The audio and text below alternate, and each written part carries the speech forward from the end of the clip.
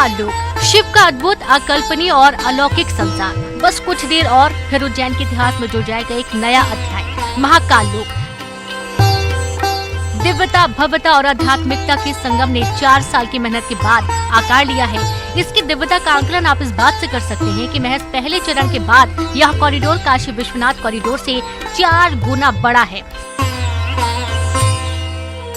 लोकार्पण के लिए महाकाल लोक सज धज कर तैयार है। इसकी खूबसूरती ऐसी कि आप बरबस खींचे चले आए। कोने कोने से फूल की खुशबू आ रही है, सुंदर सजावट मन को भा रही है। कहें तो उज्जैन में अभी होली दिवाली आई है।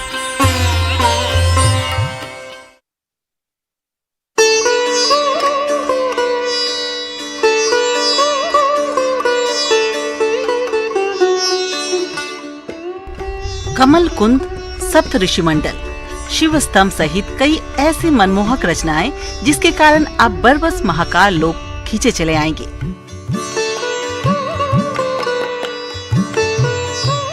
जी हाँ, महाकाल लोक धार्मिक और साहित्यिक दृष्टिकोण से काफी महत्वपूर्ण है। यहाँ भगवान शिव की लीलाओं पर आधारित 190 मूर्तियां बनाई गई हैं। यहाँ 108 स्तंभ स्थापित हैं। पार्किंग के ठीक सामने पिकान द्वारा, उसके पास ही त्रिवेणी संग्रहालय, महाकाल लोक में प्रवेश के लिए नंदी द्वार, जहां नंदी की विशाल प्रतिमा के दर्शन किए जा सकते हैं। राजस्थान में बंसी पहाड़पुर क्षेत्र से प्राप्त बलुआ पत्थरों की कारीगरी इस दिव्य लोक की खूबसूरती में 4 चांद लगा रहे हैं। इसे ऐतिहासिक बनाने में गुजरात और उड़ीसा के कलाकारों की शिल्पकारी ने महत्वपूर्ण भूमिका निभाई है।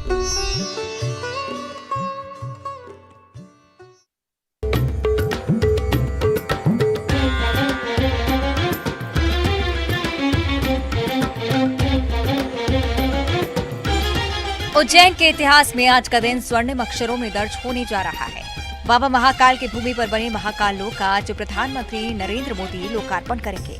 लिहाजा उज्जैन अपने नए स्वरूप में सज धज कर तैयार है। महाकाल लोक के निर्माण से मंदिर का कुल क्षेत्रफल 2.82 हेक्टेयर से बढ़कर 20 हेक्टेयर से भी अधिक का हो गया है। यहाँ कला और अध्यात्म का अनोखा मिश्रण दिखाई देता है।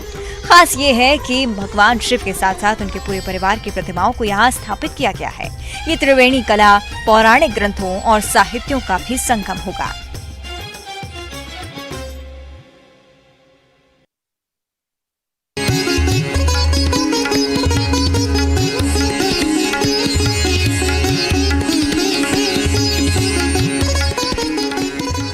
यूं तो उज्जैन के महाकाल लोक का लोकार्पण अब से कुछ देर बाद पीएम मोदी करने जा रहे हैं, लेकिन उज्जैन बीते कई दिनों से जगमग कर रहा है। ड्रोन से खींची गई दिव्य लोक और शहर की इन तस्वीरों को देखिए। ये आसमानी नजारा मन मोह लेगा। इस दिव्य लोक की अनेक विशेषताएं हैं। देश भर के 12 ज्योतिर्लिंगों में उज्जैन का महाकाल मंदिर अकेला दक्षिणमुखी ज्योतिर्लिंग है। मंदिर आज जैसा दिखता है, पुराने समय में ऐसा नहीं था। कई आक्रांताओं ने मंदिर को ध्वस्त किया, लेकिन बार बार इसका पुनर्निर्माण कराया गया। अब उज्जैन के इतिहास में एक और नया स्वर्णिम अध्याय जुड़ने जा रहा है।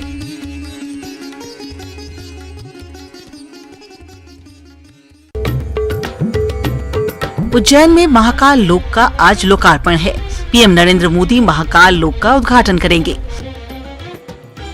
इस ऐतिहासिक पल का हर कोई दीदार करना चाहता है, इसलिए उज्जैन के इस समारोह का मंदसौर के भगवान पशुपतिनाथ महादेव मंदिर में सीधा प्रसारण किया जाएगा।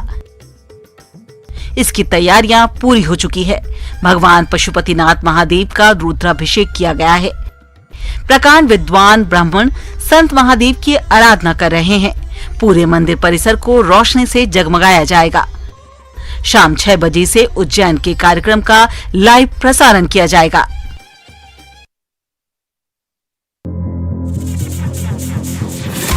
एमपी अजब है। दुनिया में हैंडपंप से पानी निकलता है, लेकिन यहाँ निकल रही है शराब की धार। ये कोई साधारण हैंडपंप नहीं, शराब के धंधे को सरल और सुरक्षित बनाने के लिए किया गया अद्भुत आविष्कार है। जरा से जोर लगाई और शुरू हो गई मदरा की सप्लाई। मामला गुना का है। यहाँ अवैध शराब के कारोबार पर लगाम लगाने के लिए पुलिस निकली थी। शराब के ठिकानों पर छापेमारी कर रही थी और इसी दौरान पुलिस पहुंची भानपुरा। यहाँ पुलिस का सामना शराब के ऐसे सौदागरों से हुआ जिनका हुनर देखकर पुलिस भी दंग रह गई। इन्होंने बना रखा था पैग वाला पंप।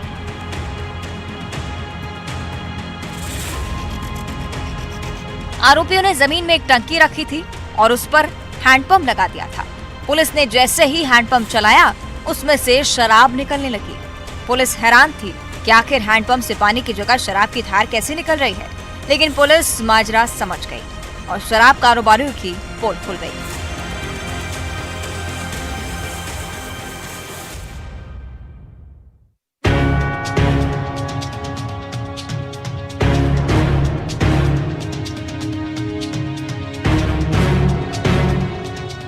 समय से बारिश हो तो किसानों को काफी फायदा होता है, लेकिन बेमौसम होने वाली बारिश लोगों के लिए उतनी ही परेशानी का सबब बन जाती है। शाजापुर जिले में भी बीती रात बारिश क्या हुई, नदी नाले उफान पर आ गए। तस्वीरें तिलावत बेना गांव की हैं, जहां नाले में उफान इस कदर है जैसे इलाके में बाढ़ आ गई हो। कई और नदी नालों में भी पानी का जलस्तर बढ़ रहा है। अचानक जलस्तर बढ़ने से आवागमन काफी प्रभावित हुआ है। परेशानी का सबब तो ये है कि मौसम विभाग ने प्रदेश के कई हिस्सों में रुक रुक कर बारिश होने का अलर्ट जारी किया है। ऐसे में सावधानियां बरतनी जरूरी है।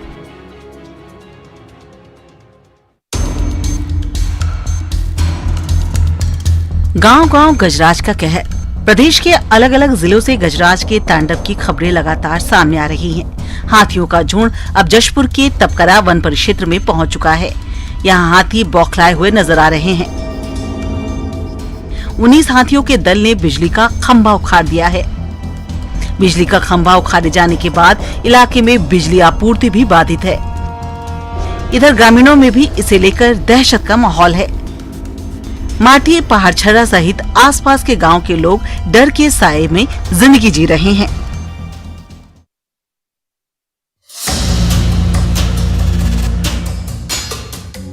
सुबह हुई थी, घर के लोग अभी जगे ही थे कि घर में आग लग गई।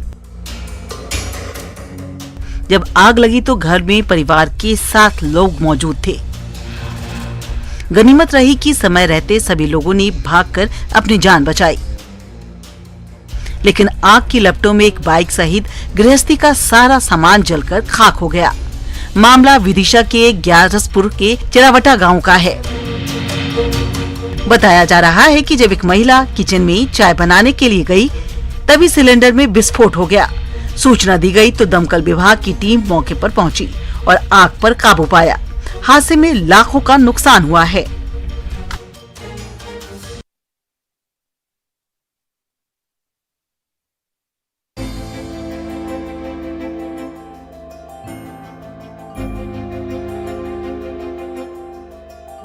ये हरियाली,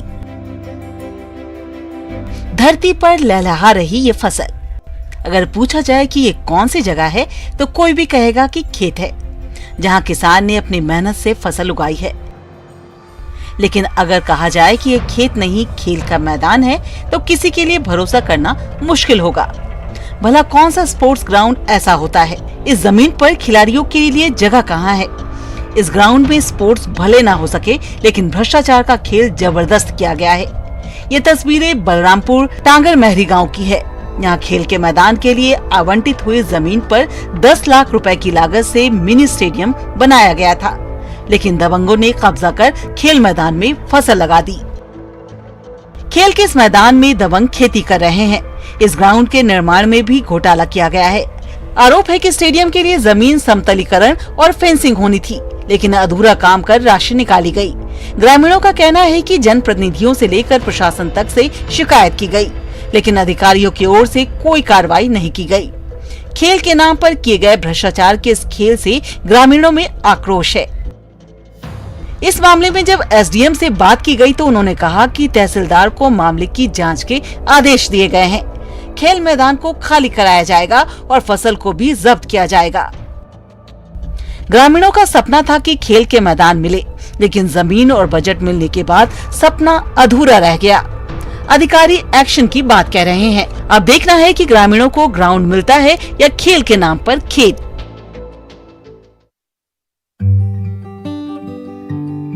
छत्तीसगढ़िया ओलंपिक की नित नई नई तस्वीरें सामने आ रही है। कहीं बच्चों का जलवा है तो कहीं वृद्ध महिला और पुरुष कमाल दिखा रहे हैं। अब जो ये तस्वीरें आप स्क्रीन पर देख रहे हैं वो पेंड्रा की है। यहाँ भी छत्तीसगढ़िया ओलंपिक के तहत अलग अलग प्रतियोगिता का आयोजन किया गया था। बस क्या था, मैदान में पुलिसकर्मी भी जोर दिखाते उतर पड़े और रस्साकसी में अपना दम दिखाने लगे। यह आयोजन मरवाही थाना परिसर में किया गया था, जहां बड़ी संख्या में लोग खेल को देखने के लिए जुटे थे। ओलंपिक के चौथे दिन प्रदेश के अलग अलग हिस्सों में ऐसे खेलों का आयोजन हो रहा है, जिसमें सभी उम्र वर्ग के लोग बढ़ चढ़कर हिस्सा ले रहे हैं।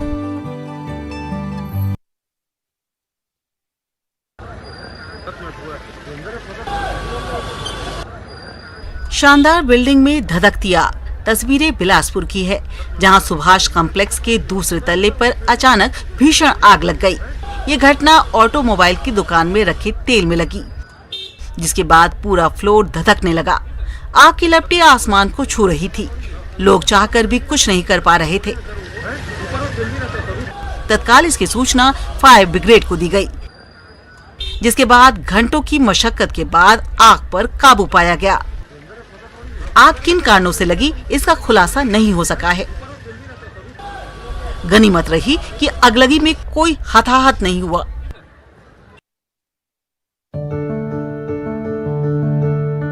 न दिसंबर की सर्दी न पूस की रात। ये कोई हिल स्टेशन नहीं बल्कि मंदसौर है, जहां छाया है घना कोहरा। पल पल बदलते मौसम के कारण शहर धुंध की चादर में ढक गया है। यह आलम तब हुआ जब लगातार हो रही बारिश का सिलसिला थम गया है। अब कोहरे के कारण विजिबिलिटी 10 मीटर से भी कम हो गई। रोजमर्रा के काम करने वाले लोगों को काफी दिक्कतों का सामना करना पड़ रहा है। सड़कों पर गाड़ियां रेंग रही है। बेमौसम बारिश से लोगों की परेशानी वैसे भी कम न थी। अब कोहरे ने उनकी समस्याएं दोगुनी कर दी है।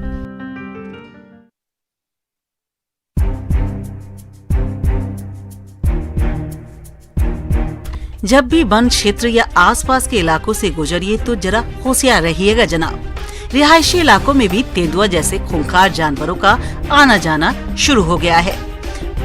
बैतूल के पश्चिमी वन मंडल की मोहदा रेंज में तेंदुआ देखा गया है। स्क्रीन पर आपको वीडियो दिख रहा होगा, जिसमें तेंदुआ सड़क पार कर रहा है।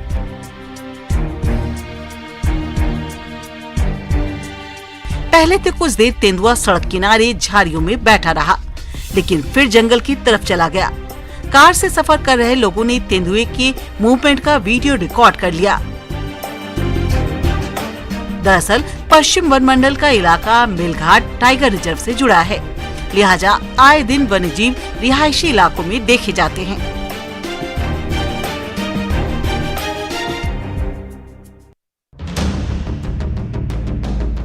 फोड़ा फुंसी से लेकर सर्दी बुखार और गंभीर रोगों के झोला छाप इलाज की दवा क्या है। गुना के बजरंगगढ़ में झोला छाप डॉक्टरों का जानलेवा इलाज का कारोबार खूब फल फूल रहा है। मोहर सिंह परिहार नाम के एक शख्स के 3 साल के बेटे को फुंसी हो गई तो उन्होंने डॉक्टर के मेहरबान सिंह रघुवंशी को दिखाया। झोला छाप डॉक्टर साहब भी खुद को अदना डॉक्टर थोड़े ही समझ रहे थे। ताबड़तोड़ उन्होंने मासूम को 2 इंजेक्शन लगा दिए, फिर कहा चिंता ना करो, ठीक कर दूंगा। अब इस नीम हकीमी का नतीजा ये हुआ कि इंजेक्शन लगाने के बाद बच्चे का पूरा शरीर सूज गया। अब बेहतर इलाज के लिए परिवार तंगहाली की कगार पर आ गया है। परिवार ने प्रशासन से न्याय की गुहार लगाई है।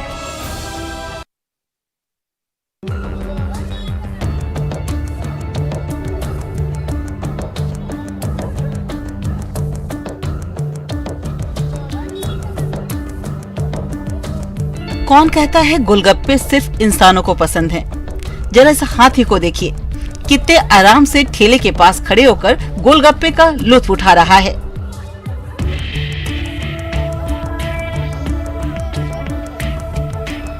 दुकानदार मस्त मसाले और पानी डालकर गजराज को गोलगप्पे खिलाता जा रहा है और गजराज भी शांति से खड़े होकर गोलगप्पे उड़ा रहे हैं। ये तस्वीरें असम के तेजपुर की है।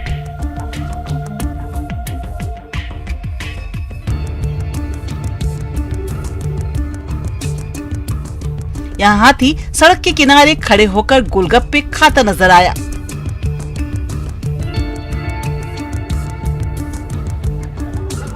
हाथी को यूं गोलगप्पा खाते देख सब दंग थे। घास से लेकर बांस तक, केले से लेकर पेड़ की पत्तियों तक हाथियों के डाइट में कई आहार शामिल हैं, लेकिन इस हाथी के मेन्यू में गोलगप्पा भी है।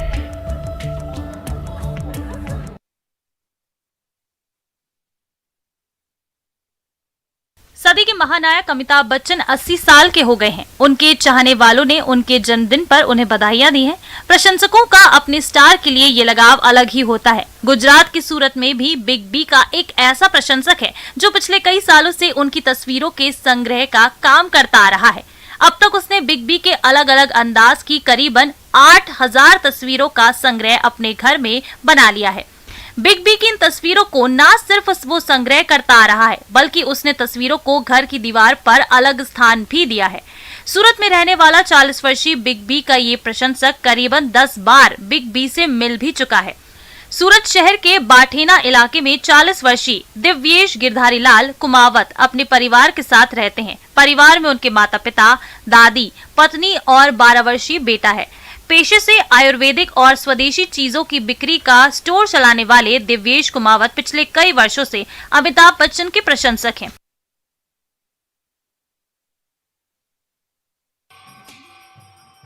हिमाचल प्रदेश के कुल्लू में इन दिनों अंतर्राष्ट्रीय दशहरा महोत्सव की धूम है। महोत्सव की छठी रात भगवान रघुनाथ के अस्थायी शिविर में दुर्गा पूजा की प्राचीन परंपरा का निर्वहन किया गया। माता त्रिपुरा सुंदरी के पुजारी शेर पर सवार होकर भगवान रघुनाथ के अस्थायी शिविर में पहुंचे और लंका पर चढ़ाई से पहले विधिवत दुर्गा पूजा की और अर्चना की। इस दौरान बड़ी संख्या में श्रद्धालुओं ने शिरकत की और माता दुर्गा से आशीर्वाद भी लिया।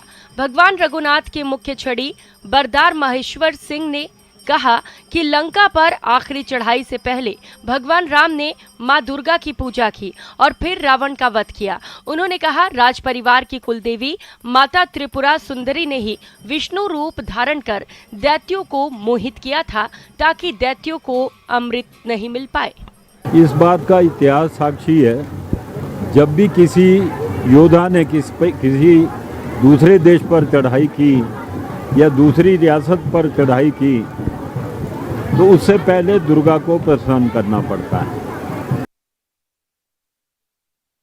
मथुरा में कई दिनों से हो रही बारिश सोमवार को थम तो गई, लेकिन इस बारिश ने शहर के साथ साथ गांवों को भी तबाह कर दिया। बारिश के कारण मथुरा में हर जगह जल जमाव हो गया है, जिससे लोगों को भारी परेशानियों का सामना करना पड़ रहा है। शहर में जहां जलभराव के कारण लोग घरों से नहीं निकल पा रहे थे, वहीं गांव की गलियों में भरे पानी ने ग्रामीणों का रास्ता रोक दिया। बारिश के कारण किसानों को खासा नुकसान उठाना पड़ा। मथुरा में शायद ही ऐसा कोई गांव हो जहां खेतों में पानी ना भरा हो। खेतों में पानी भर जाने के कारण सरसों, बाजरा, आलू, कपास की फसल बुरी तरह प्रभावित हुई है। बारिश से तकरीबन 2 लाख बीघा फसल बर्बाद हुई। बारिश के साथ तेज हवा ने किसानों की पकी हुई धान की फसल, कपास, बाजरे की फसलों को पूरी तरह से बर्बाद कर दिया। खेतों में भारी मात्रा में जलभराव हो गया और हवा से फसलें कच्ची और पक्की पानी में डूब गई, जिससे किसानों के लिए रोजी रोटी का बड़ा संकट अब खड़ा हो गया है। जिसके बाद भारतीय किसान यूनियन ने सरकार से मांग की कि इस संकट की घड़ी में टीम गठित करके खेतों में हुए नुकसान का जाकर मुआयना करें और मुआवजा दिया जाए।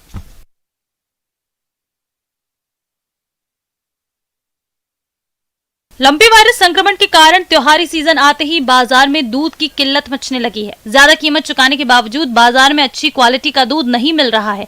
हालांकि सरस डेयरी प्रबंधन ऑल इज वेल का दावा कर रहा है, लेकिन दीपावली से पहले सरस डेयरी प्रबंधन ने सरस देशी घी की बल्क बिक्री पर रोक लगा दी है। दरअसल प्रदेश में 16 लाख गायें लंपी वायरस संक्रमण से जूझ रही हैं। ऐसे में दूध की आपूर्ति भी प्रभावित हो रही है। त्योहारी सीजन आने के बाद दूध की मांग बढ़ने से कीमतों में भी भारी बढ़ोतरी हो चुकी है। 50 रुपए लीटर तक मिलने वाले दूध की कीमत 65 से 70 रुपए प्रति लीटर तक पहुंच चुकी है। फिर भी अच्छी क्वालिटी का दूध मुश्किल से मिल पा रहा है। कीमतें बढ़ने के साथ साथ बाजार में दूध की किल्लत से त्योहारी सीजन में मिठाई का कारोबार प्रभावित हो रहा है।